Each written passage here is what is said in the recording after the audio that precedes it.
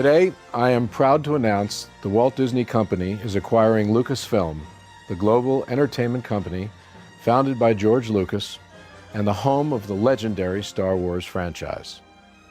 In addition to getting the rights to one of the greatest family franchises and epic stories of all time, Disney is also acquiring all of Lucasfilm's operating businesses, including Industrial Light and Magic and Skywalker Sound. George Lucas is a true visionary and an innovative epic storyteller who has defined modern filmmaking with unforgettable characters and amazing stories. The Star Wars universe now has more than 17,000 characters inhabiting several thousand planets and spanning 20,000 years. And this gives Disney infinite inspiration and opportunities to continue the epic Star Wars saga. Fans can expect a new feature film, Star Wars Episode 7, in theaters worldwide in 2015. And there will be more feature films, as well as consumer products, television projects, games, and theme park attractions. We're thrilled that George has entrusted the future of his extraordinary legacy to the Walt Disney Company and recognize what an honor it is. We truly understand the responsibility that comes with being the caretakers of such iconic characters that are beloved by hundreds of millions all over the world. Disney has a unique ability to grow strong brands and expand fantastic creative content, as we've proven with our successful acquisitions of both Pixar and Marvel. And the addition of Lucasfilm will further our growth strategy and create even more opportunity for Disney to drive significant long-term value for our shareholders. I've been a big fan of Disney all my life, from when I was born, first day at Disneyland, loved Disney movies, got very involved with Disney in the 80s and working in the parks, and I've always had a fondness for Disney. At the same time, as I've gone through my career, I realized at some point I needed to retire, and I wanted to go on and do other things, things in philanthropy and doing more experimental kind of films, but I couldn't really drag my company into that, and I felt it was time for me to start thinking about retiring, and I've been doing that for the last 4 years, and one of the most important shifts that I had was I found Kathy Kennedy, who I'd been working with for 40 years, and asked her if she wanted to come and be a co-chairman with me and get ready to take over the company and take over the franchise and do everything. And once that piece was in place, I knew then I could step away and actually retire. The final block in that was to find a good, solid home for the company. And the first place I thought was Disney. They're large enough, and the match of what our two companies are is just perfect, because we're like a mini Disney. We have the same kind of operations, we do the same kind of thing, and I've worked with Disney over the years and I know how they operate. So it was a perfect match of two companies that are constructed similarly, do the same kind of product, and I think it'll give me a chance to go off and explore my own interests, at the same time feel completely confident that Disney will take good care of the franchise I've built. And at the same time, for me, I look at it as I'm investing in Disney because that's my retirement fund. Hi, everyone, and welcome once again to Geekfest Rants. My name is Carlos Barone, and joining me today, we have... Brian. Tony. Steve. And the other Steve. Ooh, we got almost a full house here. Only one major geek is missing. We are going to discuss today the latest news that has filtered through the internet, and that is Disney buying or acquiring Lucasfilm. Now, this is a weird thing to get hit with, because I don't think any of us would have predicted something like this in terms of Lucas actually relinquishing control, of which we don't know for sure exactly how much control he's giving up of this company.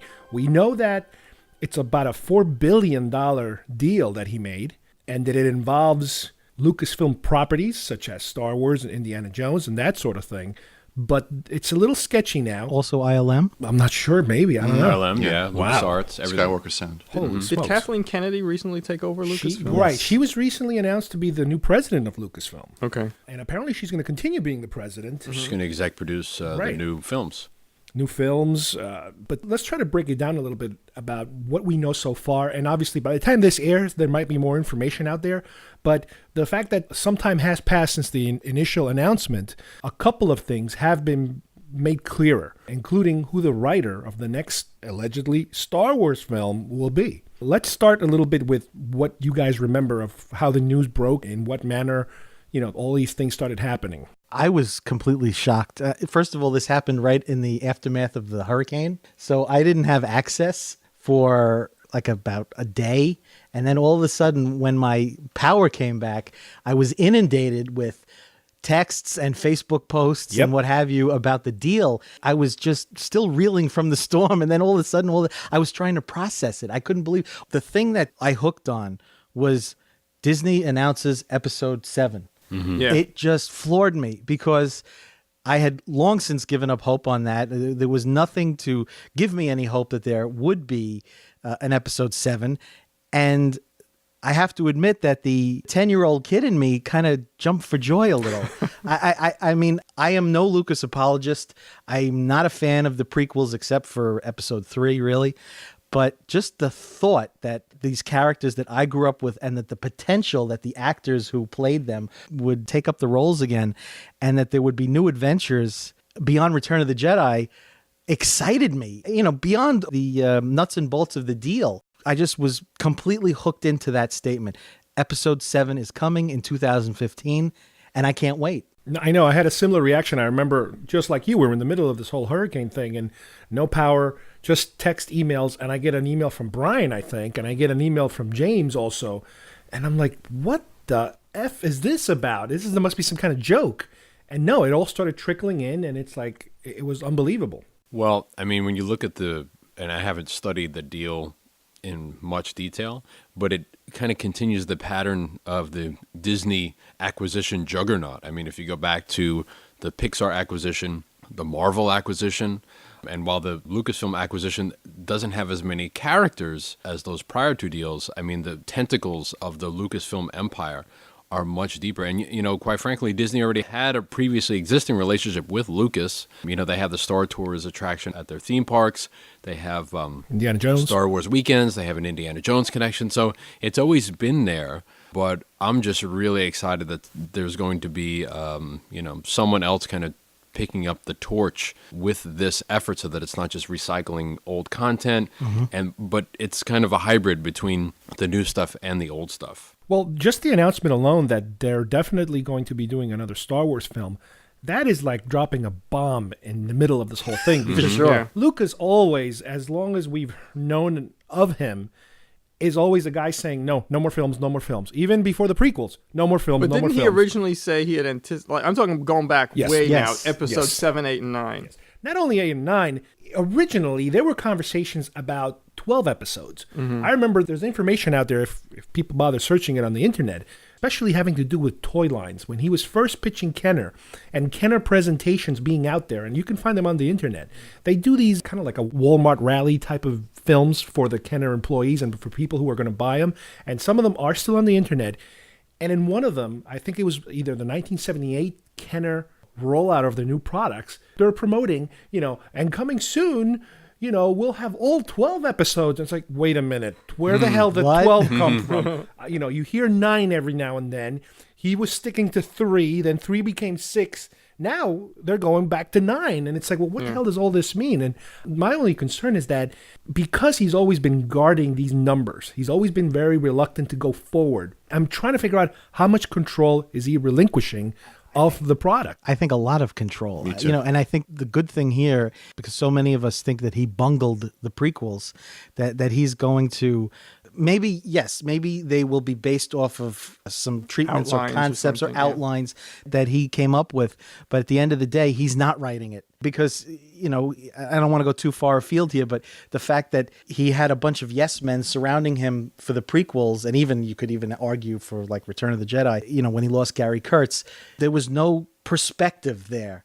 And now you're going to have just an influx of new ideas, new talent. And I'm confident with somebody like Kathleen Kennedy at the helm.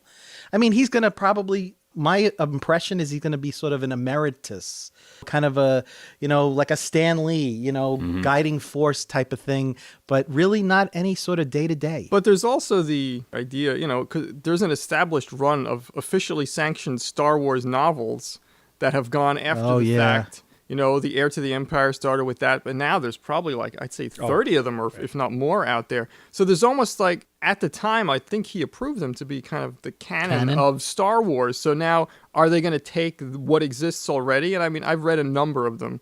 Right. Some of them are better than others, but I mean, there's definitely enough seed material there for them to develop if they want to stick with the original characters. I doubt it, because even up to right before this announcement, for years now, it's always been, there's the movie canon, there's the expanded universe canon, which includes the books, there's the television-related canon.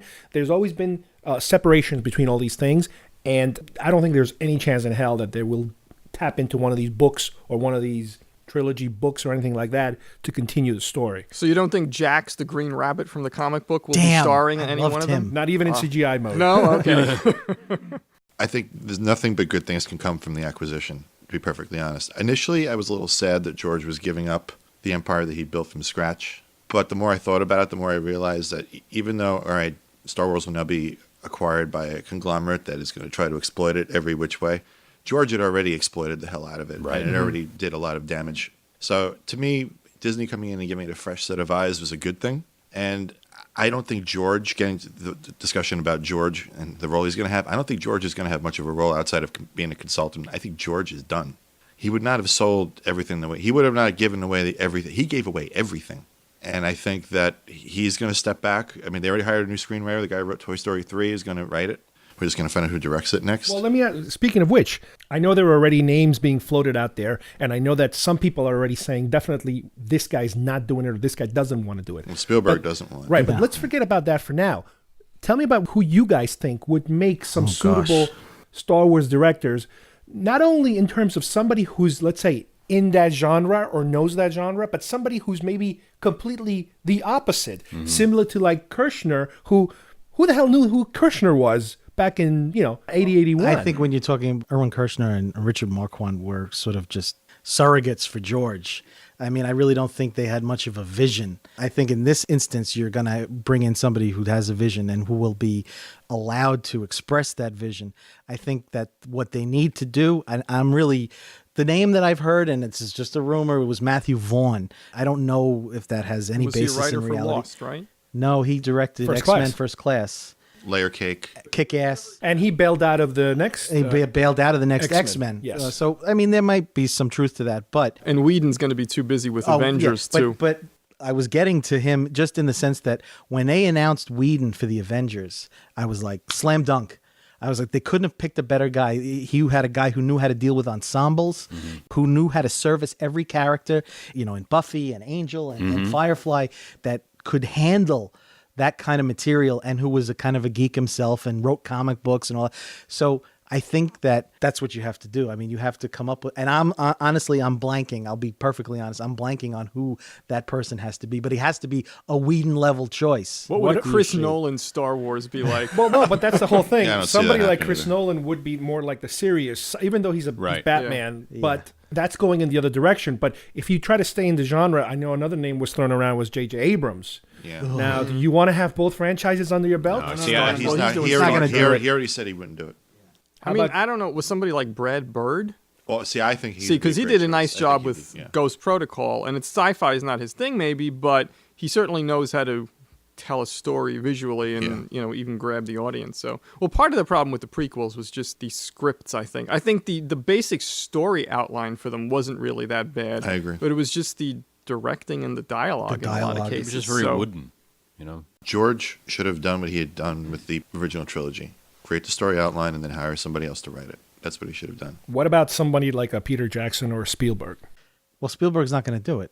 And you have these guys who are so enmeshed in other franchises, like Peter Jackson. Yeah. Peter Jackson, he's got Making two a under his trilogy belt of The now. Hobbit? Yeah, well, it's another tale for another time. But I don't think that these names that you've mentioned before are going to, they have franchise fatigue already. They're not going to. Yeah. And also, I don't know. I mean, I think it's going to take somebody with a real set on them, because who wants to be the guy that effed up Star Wars?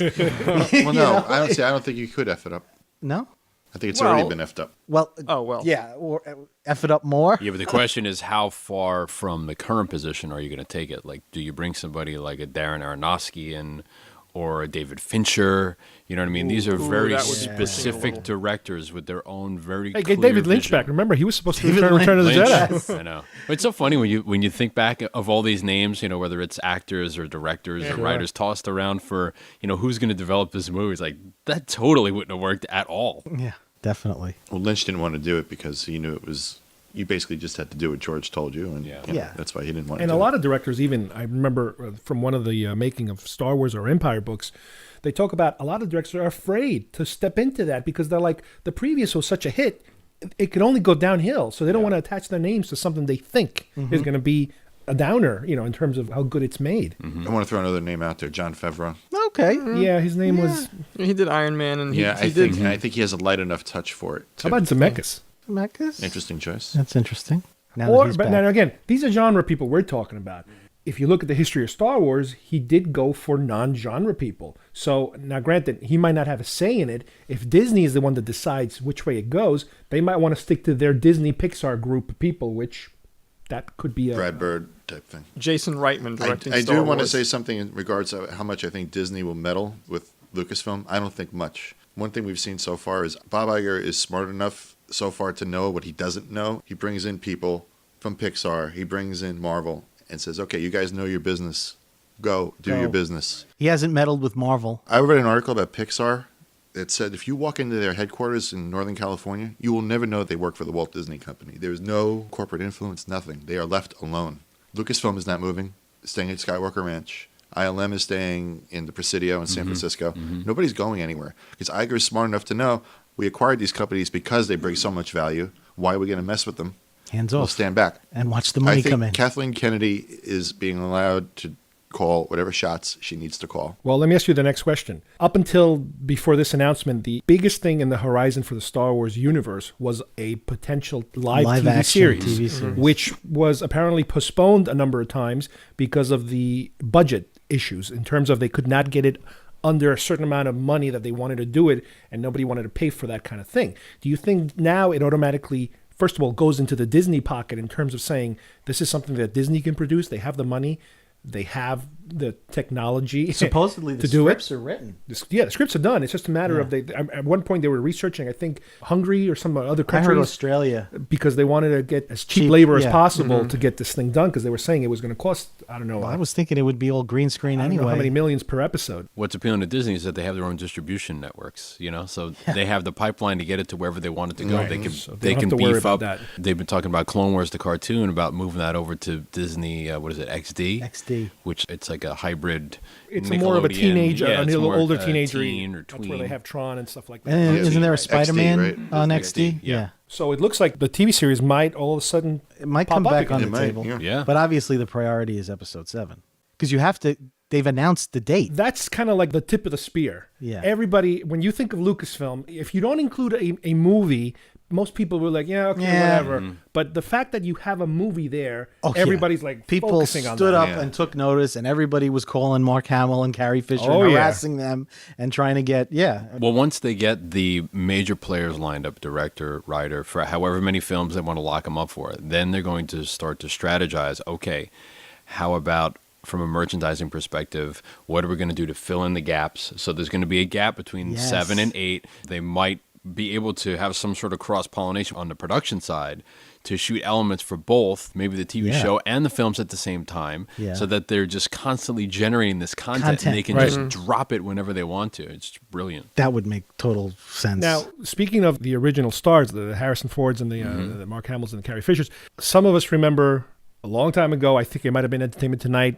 Mark Hamill giving an interview back in the early 80s about how George had told them that when they get around making the last 3 films, 7, 8, 9, he would play himself older, but Right. he wanted to purposely wait to have all the actors age so they But would now naturally... they're past that age, I Right, think. they've Now they have to be Harrison way Ford older. is 70. Yeah.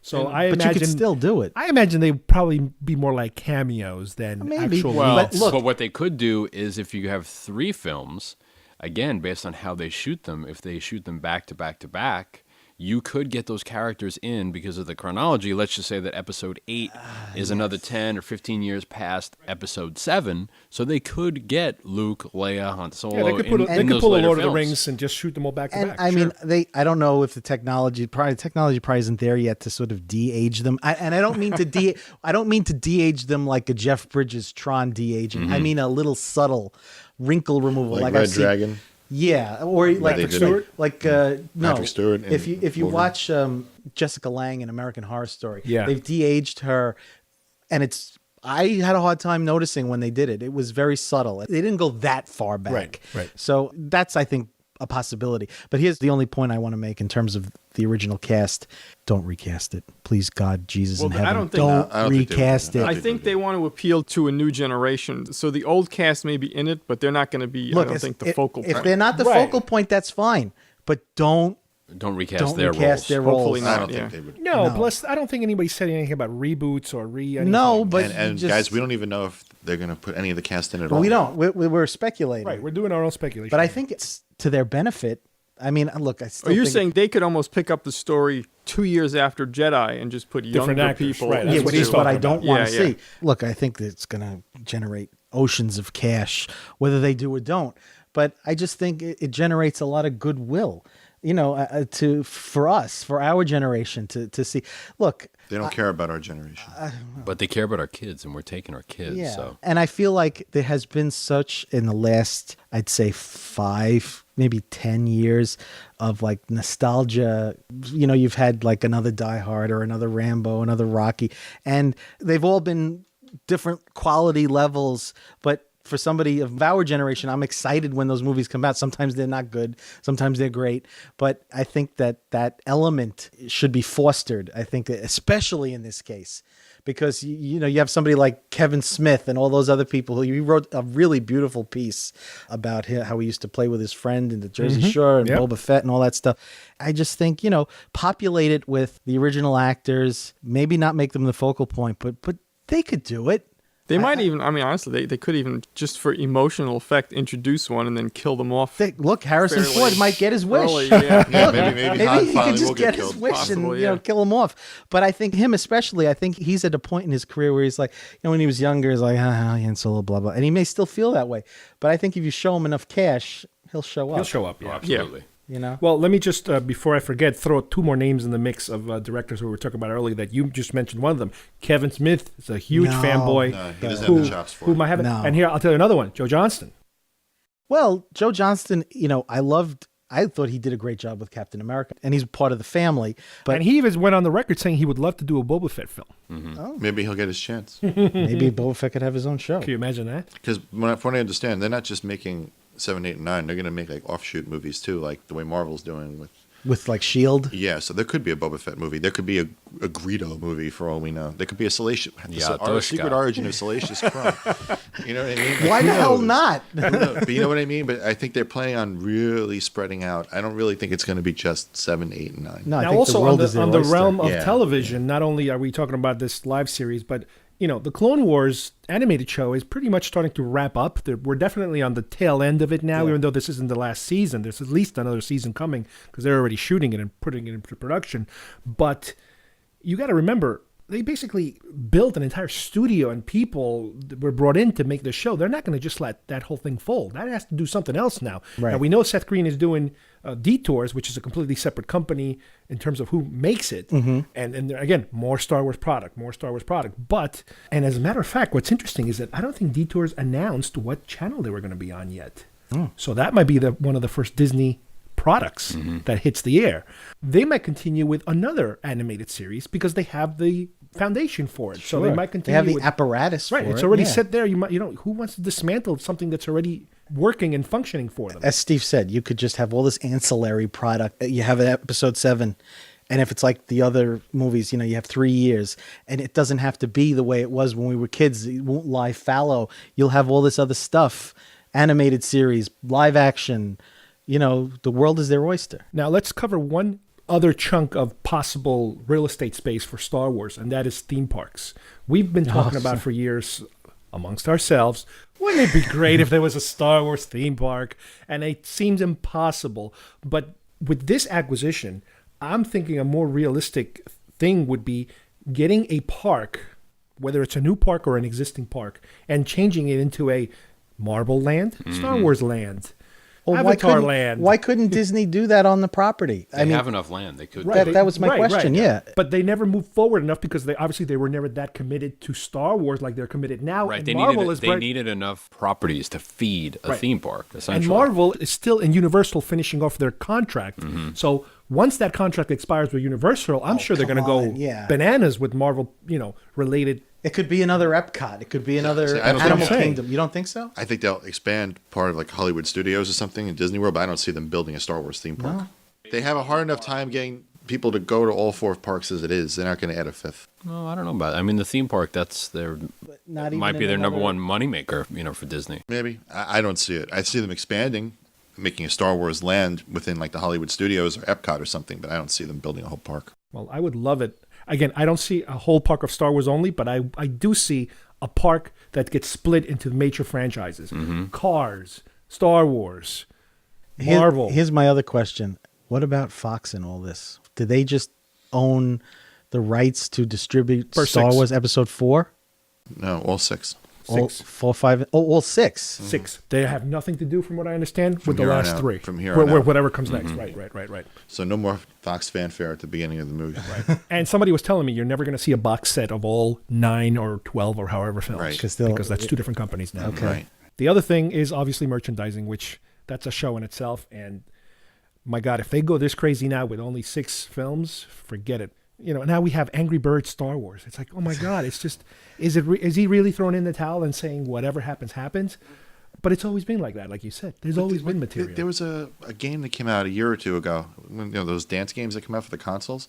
It's about Star Wars. You have Lando Calrissian boogieing down. And it's just like, that's why, after I thought about it for a while, I was like, what can Disney do that George already hasn't done to Star Wars? Battleship Star Wars, they have it. Yeah. Operation Star Wars is R2-D2, your Monopoly Star Wars trivia, Trivial Pursuit. He certainly monetized it to the hilt. He really did. Well, what I'm curious about is the evolution of the discussion to actually buy Lucasfilm, because those things don't happen overnight. They don't, Yeah. and the timing is very deliberate because 2013 capital gains taxes go up. So Disney saved a bucket load of money on a $4 billion purchase by having it happen in 2012. So I wish they would have made the announcement during the convention. Yeah, why would've not been during so cool. C6? You Could guys you would have imagine? lost your mind. The article I read said that Iger first approached him about this last year when Star Tours reopened, and they were at the studios, and they did that whole big thing. George was there and the whole thing. And he said George was not interested at the time. He said he went to him in June, this past June, and then all of a sudden, I guess, something had changed in George's mind. So this started in June. So it was happening when that convention was happening. It was ongoing. But it just wasn't. But they were doing their Hadn't due nailed it diligence at down. the time. So they That couldn't would have say been anything. Breaking the news. closing ceremonies we wanted. that's what we wanted. Could you imagine what the place would have exploded? Yeah. Yeah, that would be big news. Well, let's wrap this up with one small subject that is probably as important as anything else. Will John Williams be around I certainly hope by so. the time we get another Star Wars film? Is he in his 80s? He Late turned 80 this 70s? year. Oh, he's 80. Didn't he get a special Oscar? Or No, I don't- no? He's got enough, Tony. Don't worry about it. Yeah, I don't think he needs I a think special one. as long as his health holds out, I think they'd be fools he's still not active. to. I mean, Lincoln just came out. Yeah. He's got that. What else did he? He's got something else too. I don't know. He's Yeah, I hope so. All right, well, let's hear from James now about this Lucasfilm Disney deal and all the ramifications, because we've actually been talking about this, not necessarily the deal itself, but the possibility of future Star Wars material, whether it be a TV show. I know James was very passionate about the possibility of future movies. He was holding more hope on it than I was. And lo and behold, here it is. There's an announcement made that they are going to go forward with new movies. So let's explore a little bit of those different topics. James, let's start with the movie itself, because that, to me, seems to be the most important of all of them. Well, I feel like I'm Nostradamus, because I've been saying to anybody who will listen over the past several years that this TV show was a ruse for them to be developing something, and that would be more like a movie. And, Battlestar worked on TV, and I think that's what maybe made Lucasfilm want to make a TV show. I just don't think the Star Wars universe works as well. That's more movie-oriented, and that's where people expect to see it. The animated world of Clone Wars really opened up a lot of doors, and I thought that was a good avenue to go to, because you don't have to worry about the look of the actors and their age and the amounts they've aged in the past 30 years. So they could have done a post-Star Wars series on TV like that, or a pre-Star Wars A New Hope series had they wanted to. But to do a TV show that dealt with the underbelly of Star Wars just didn't seem right. Something seemed a little odd that they'd make 100 hours of television on the underbelly.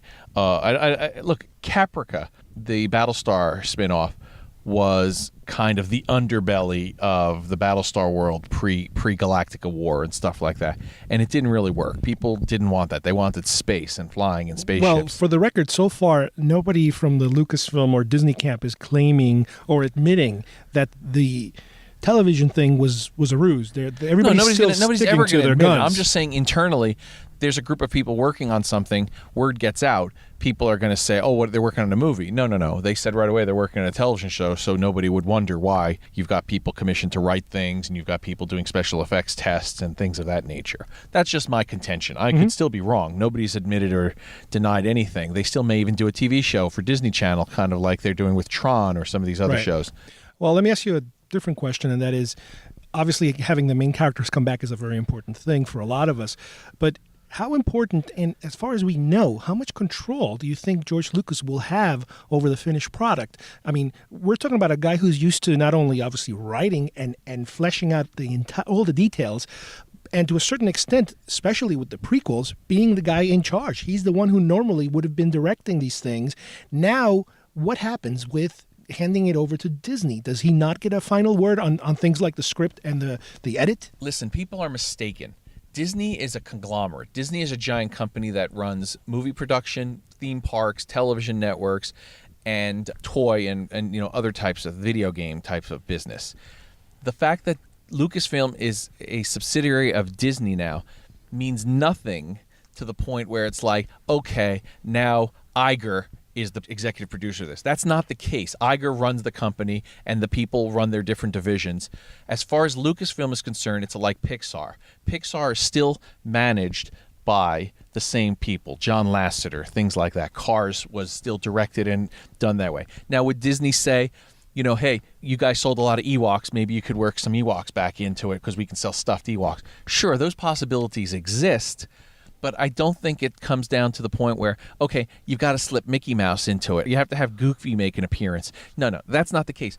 Lucasfilm is being run by Kathleen Kennedy. There's no question about that. It's been talked about. And George Lucas, based on the interviews he's given, apparently Lucasfilm does a podcast type thing on the internet. He's there. He's right there, sitting there and giving his input.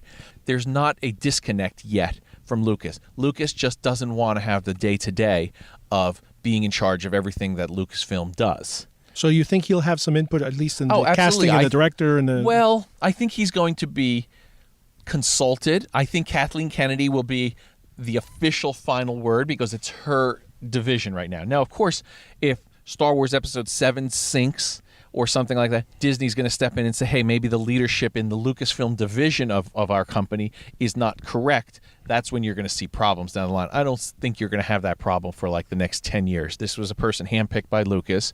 He has confidence in her. She's got a track record. I think they're all fine with that. So I don't think you're going to worry about it. And what I've read is Lucasfilm wants to make other movies. Now, what those movies are, I don't know. There will be a Star Wars component, apparently, based on what the press releases have said. But Lucasfilm could make Howard the Duck type movies. Lucasfilm could make Red Tails type movies. They could make something that we have not even a clue about. And I think that's the whole point. It's like Miramax was a part of Disney, and they made a certain style of movies for people. And Touchstone made more like lovable type movies, and that was a division of Disney. I'm sure there's some corporate tie-ins if they can, and it's there's synergy, as they say. Will this work for? Can we get this on ABC? Can we do all the interviews for this and the promotion? Sure, everything's going to tie in somehow. Right. But when a Pixar movie comes out, there's a ton of stuff on the Disney Channel promoting it and behind-the-scenes stuff. There's commercials all over ESPN and ABC. Maybe they do interviews on Good Morning America. That's where you're going to see the heavy hand of Disney, because they're going to have more control of where it's exposed to. But I think the Star Wars movies in the short term are going to be still Star Wars movies like we have. You won't have the 20th Century Fox logo, I'm sure. That is the biggest loss if you're a Star Wars fan, if you like that. That I can almost guarantee you that won't be there. But distribution is still expensive, and somebody might decide, let's make a deal, because companies are making side deals all the time with two companies. Yeah. One gets their logo on the front in addition to maybe foreign distribution, which is expensive, and then Disney doesn't have to worry about it because maybe their foreign distribution isn't as good as 20th Century Fox is or something. And the same thing, I know, even though Indiana Jones is a Lucasfilm property, Paramount still has a heavy input on that. They haven't given up anything.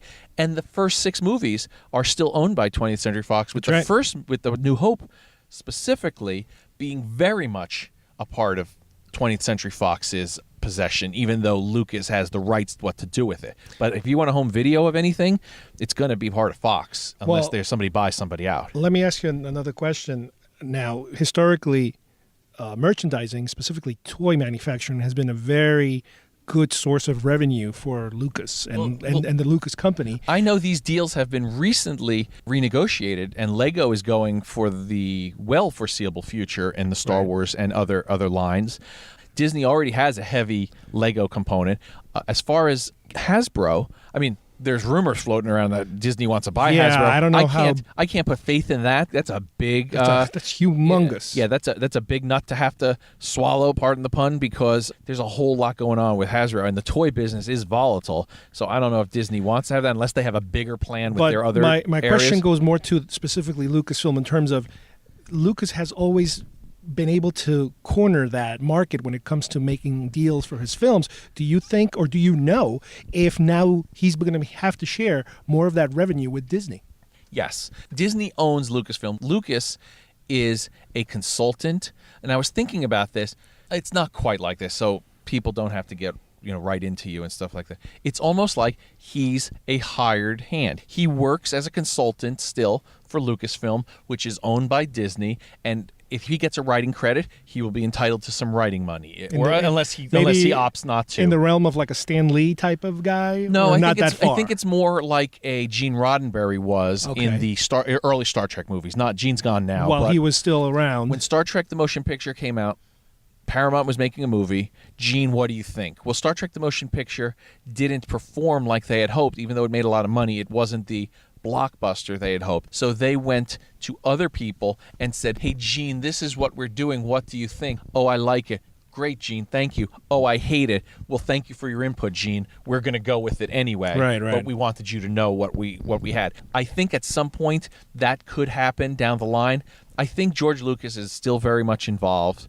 He's the godfather of this. He's the guy people want to please in a way. And if somebody were to say, hey, George hates that they hired Joe Blow for director, it's unlikely unless there's some bigger deal somehow that Joe Blow gets the job. But I still think there's something in terms, even though Lucas doesn't run the day-to-day, I think it's still his company in a lot of ways. Like, he's laid out a lot of stuff, kind of like Steve Jobs has passed away, but he laid out a number of things for several years in the direction Apple's going. Things will change slightly, but I still think he had, enough input in this, at least first new movie coming out. He just doesn't want to be the guy who has to fret over every little detail. It'd be more Kathleen Kennedy's problem, and they may come to him and say, hey, what do you think? Or, hey, we've got this problem. And he would say, well, I think, Luke Skywalker would do this. I don't think he would do that. And that's how they would, use him. Let me touch one final area that has been another one of these things we've been theorizing and fantasizing about for years now, and that is, what would the theme park involvement between Lucasfilm and Disney now change? How would it change? Will it make it bigger? Will we ever get that Star Wars park we've always been talking about?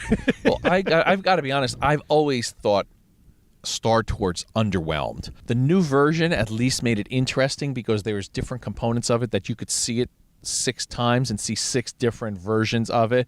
I think there's 14 something. We've talked about this.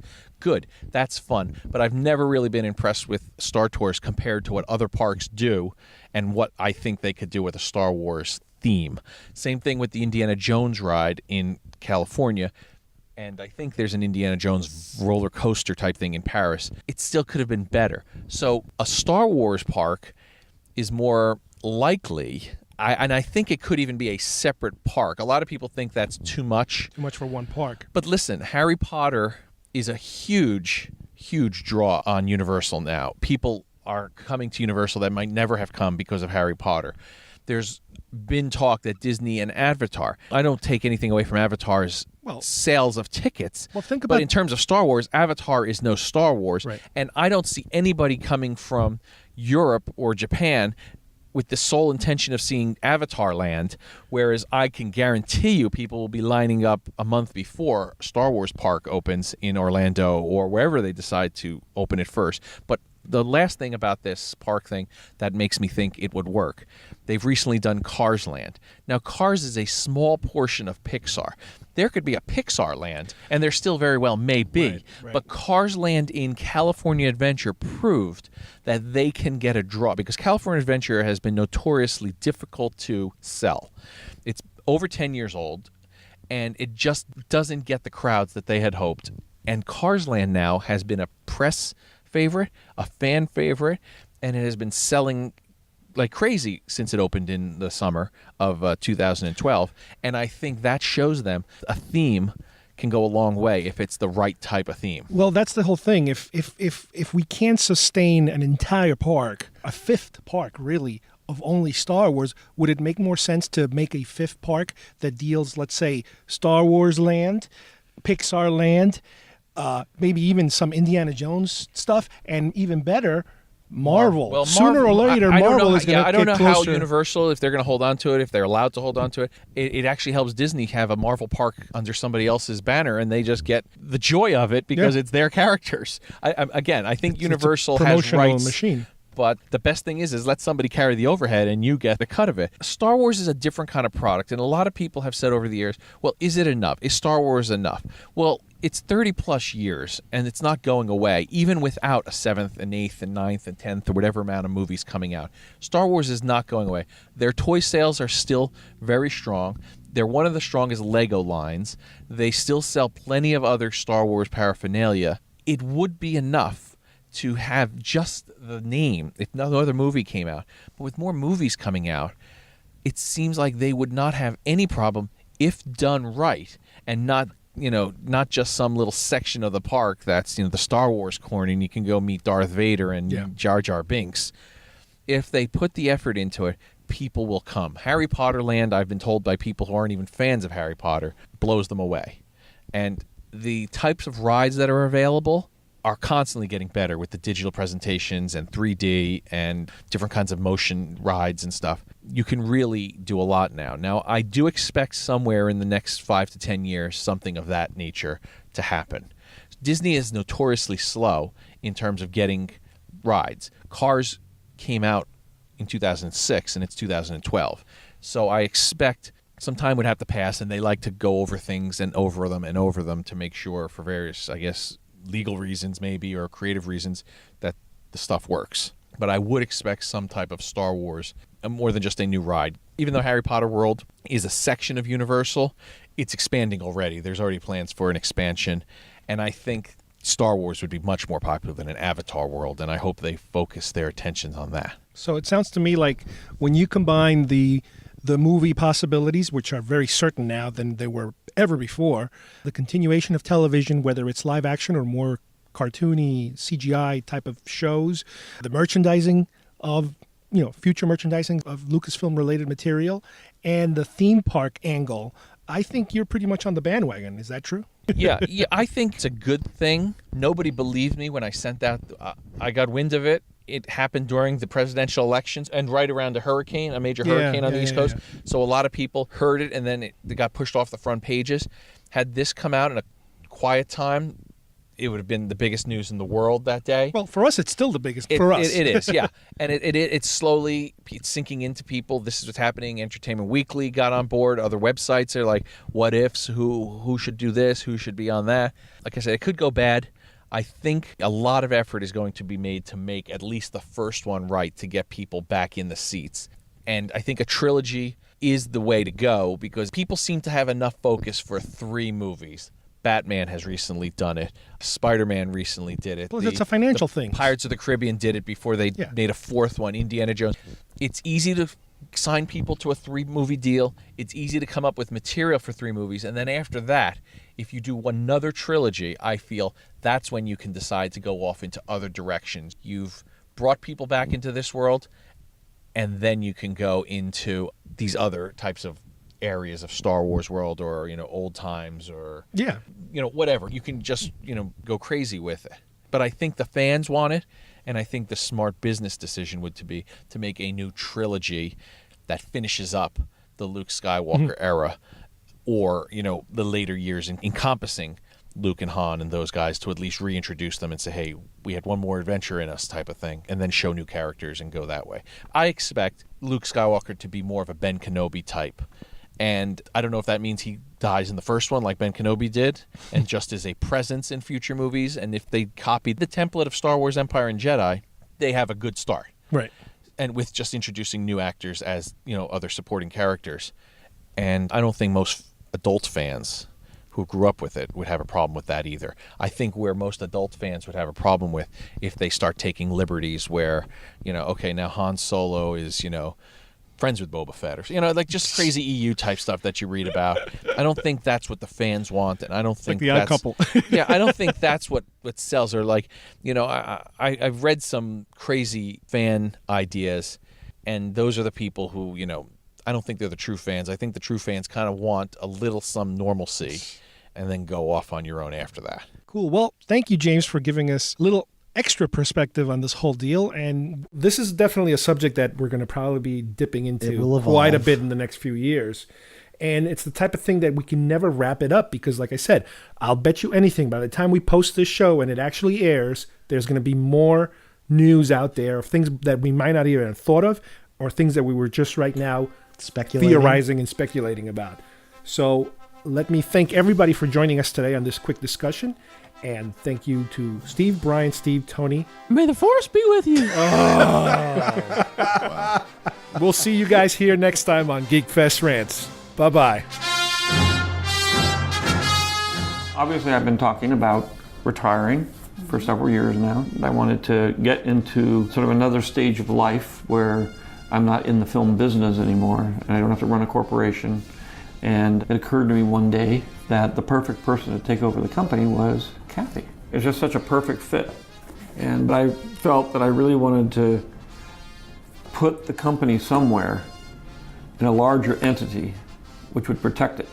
Disney is a huge corporation. They have all kinds of capabilities and facilities, so that there's a lot of strength that is gained by this. The great thing about Disney, again, as we were saying before, is that, it's between the parks and all the things they've got going. It's great that we have a chance probably to expand that. And, there's lots and lots of opportunities at Disney that we wouldn't have at any other studio. There's huge opportunity, given the tremendous success that Disney's had with Marvel and with Pixar, and now adding Lucasfilm to that. I think we couldn't be at a better home. When I first made Star Wars, everybody in Hollywood said, well, this is a movie Disney should have made. Disney defines family entertainment, and in many ways, it's the best company possible to take Star Wars into the future.